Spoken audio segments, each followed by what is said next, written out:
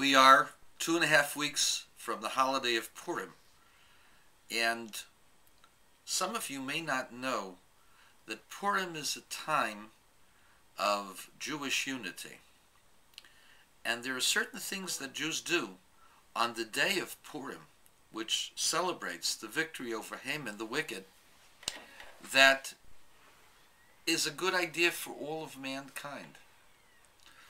On Purim we celebrate due to the fact that God intervened and allowed the Jewish people to survive. And we're happy that we survived, and therefore we are happy with each other's survival. And as such, we have a custom on the day of Purim, when we're celebrating, to share 2 gifts with 2 poor people. We give them money, and in order that they should be able to enjoy the day, and we also are supposed to share food gifts with at least one other person. And this sets a certain template up for the rest of the world. When we care about each other, we're not supposed to forget those that are unfortunate. And when we're having a good time, and we're doing something that's positive for us, we should share some of that with other people. At the same time, the person who doesn't have anything shouldn't be given something that he may or may not be able to use. Cash is something that everybody can use. You can buy whatever you want with it.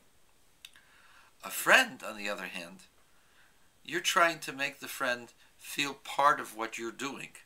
You want to invite the person in. You want to have the person close to you.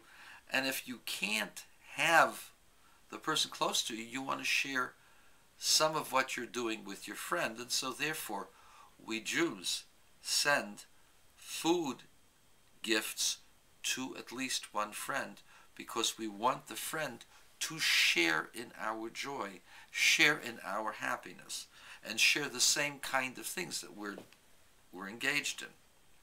And so that sets the tone for society at large. Number one, we have a much greater obligation to care for those who are disadvantaged than to spend money on having a good time with others. That's number one.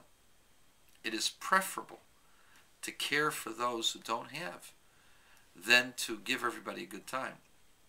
And so, when we make a happy day, such as a wedding or a bar mitzvah, really, and I have to look at myself as well, we spend so much money on the caterer, we spend so much money on the food, on the clothing, on the photographer, on the music, on renting the hall.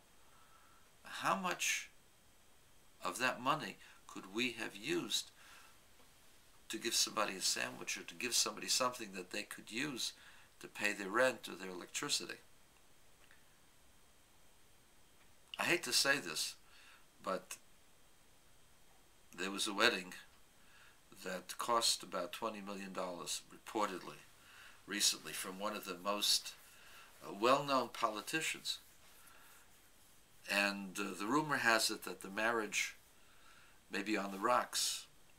How much better that money would have been to have been spent on hungry people, or people that are homeless, that they supposedly care about.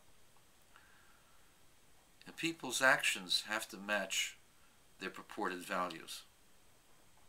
And if a person says, well, I'm charitable, then let me tell you what the standards are among Jews. An average person gives 10% to charity, provided, of course, he can take care of his own needs. But if you're wealthier than that, then the limits are less. It says in one place that you're not supposed to give more than 20%, but that's only for someone who is ordinary, average, or a little bit above average. For someone who is extremely wealthy, whom charity will not hurt, and that person has no limits upon giving. And of course, the more the person gives to helping others, the better society is. And so, we can learn a lot from the holiday of Purim. The holiday of Purim, we can develop a perspective on our conduct throughout the year. It's better to share your wealth with those that are in need and share it with cash, as opposed to having a good time with your friends where you're just giving them a good time, a barbecue, a meal, a dance. Really, the charity that we give should outstrip the monies that we pay for entertainment and tailgating.